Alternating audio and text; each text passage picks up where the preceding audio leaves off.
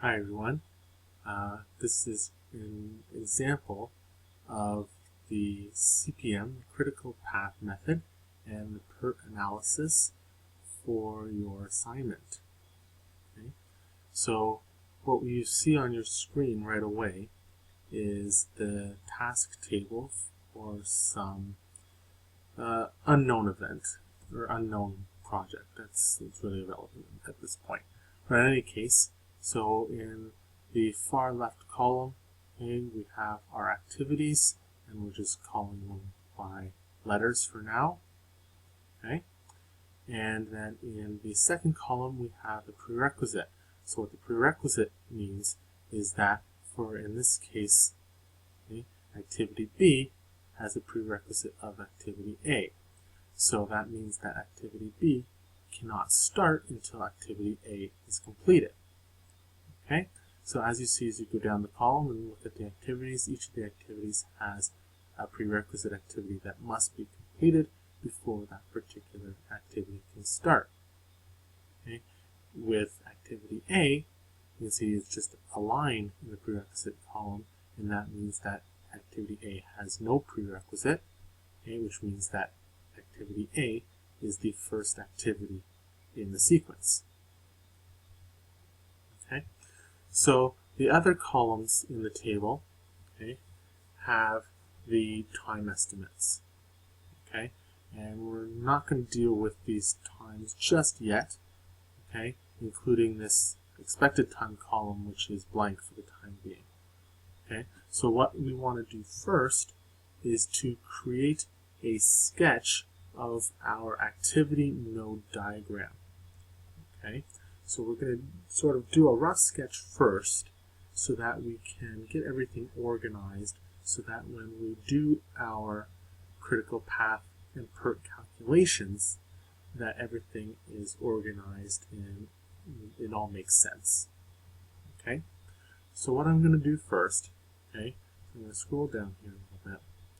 Okay, so we can still see our table up at the top. Okay, and what I want to do first, okay, is I want to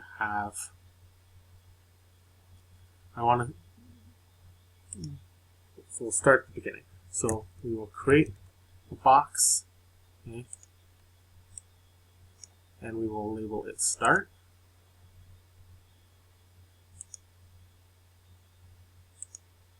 Okay, let's change the points so we can see. Okay, so this is where we're going to start. Okay, so from here, okay, we have our first activity. Okay, so from here, we're going to go to activity A. Okay, because activity A is the only activity with no prerequisite, so activity A is the first in our sequence, as I said before. Okay, so we'll have activity A, and we'll give activity A a nice little circle. Okay. That's big enough, I think. Okay, so let's center that a little bit. Okay, so there's activity A, first activity in our sequence. Okay, so what I'm going to do, okay, is to keep things organized, we're going to keep everything in levels. Okay, so activity A is the first activity in the sequence, so we're going to say that activity A is going to be in level 1. Okay,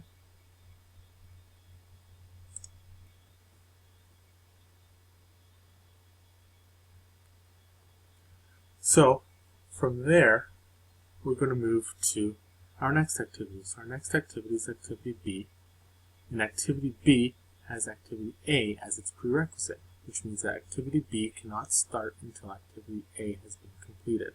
So activity A is in level 1, so any activity that stems from activity A is going to be in the next level.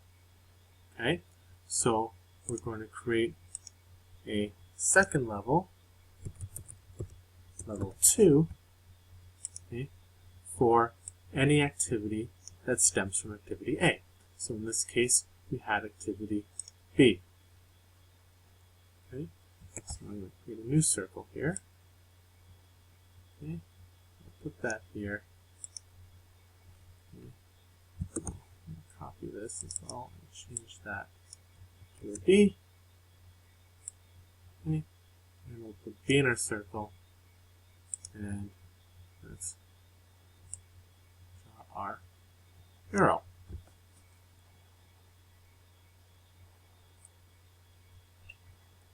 Okay, so the reason that we are creating these levels, okay, is just to create this streamlined appearance so that we don't have arrows going all over the place in every possible direction.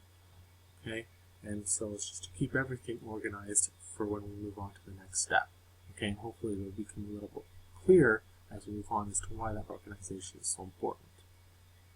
Okay, so let's move on to go back to our task table and look at our next event. We've done activities A and B, so let's do activity C. Okay, so C also has activity A as a prerequisite. Okay, so once again, so since activity A is in level 1, activity C is going to be in level 2 along with activity B. Okay, so we'll give ourselves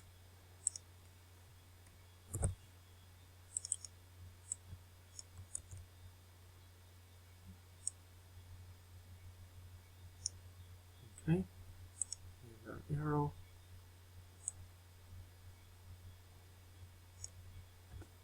And there we go. Okay, all right, so notice that the arrows, okay, are always coming out of the right-hand side of the node. Okay, and they're always entering on the left-hand side of the node. Okay, so in reality, it doesn't really matter. Right? As long as we have our arrow starting here and our arrow terminating here, right? That's the important part.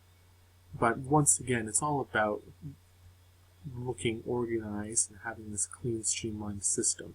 So they just tend to follow that convention, and it helps avoid mistakes later on. Okay, and that being said, we also try not to cross arrows whenever possible, but sometimes it's not possible to avoid it, so we'll have to. But if we can, we'll avoid crossing our arrows. Okay, so okay, let's keep going. Okay, so activity D has activity C as a prerequisite. Okay, so activity C is in level 2, so we need a new level for activity D. Okay, so level 3. Okay, so activity D. So activity D stems from activity C. So since there are no other activities in level 3 yet, okay, I'm going to keep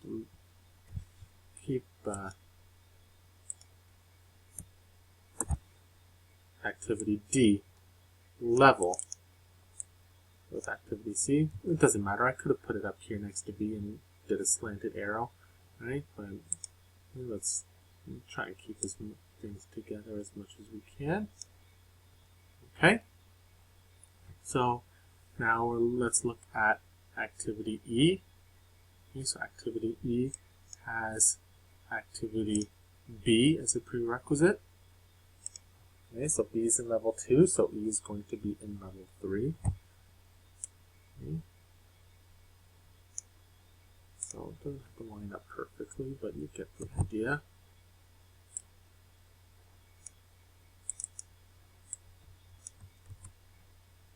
Okay. And arrow. Okay. And so now we have activity F. Okay, so activity F has as its prerequisite activity C. So activity C is in level 2, so activity F is going to be in level 3. And so here, my level labels should be a little bit lower, because I don't want to put F up here if I can avoid it, so I don't cross my arrows. So I want to put it down here. So I'm just going to move these labels a little bit further down. Okay. So we'll have another node here for activity F.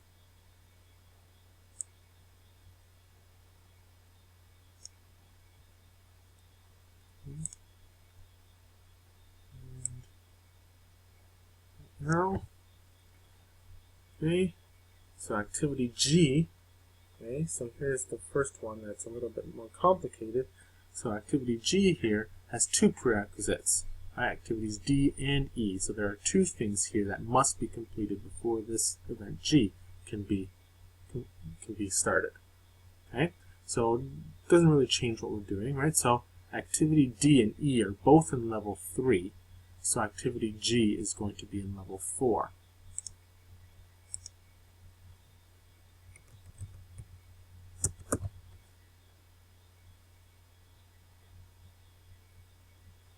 Okay.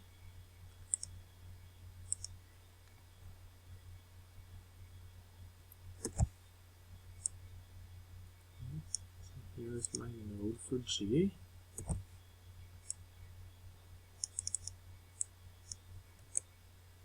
Okay, so now G is coming from two things. It's coming from activity D, and it's coming from activity E. Okay.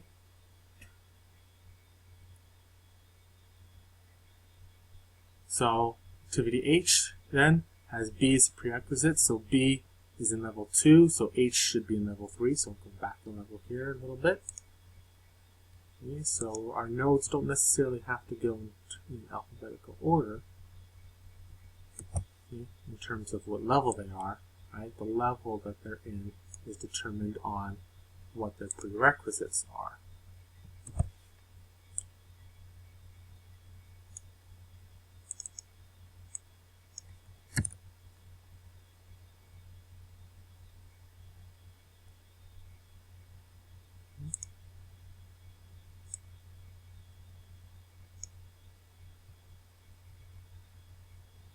Okay. So there are two more activities, activity I and activity J. Okay. So I'm just about out of time for this video. Okay. So you should add in at this time activities I and J. Okay. And then in part 2, we will continue. I will have added those two to my diagram as well. Okay. And we will transform this sketched node diagram into a more formal diagram where we can start filling in times and that we will need to conduct our CPM analysis. Okay?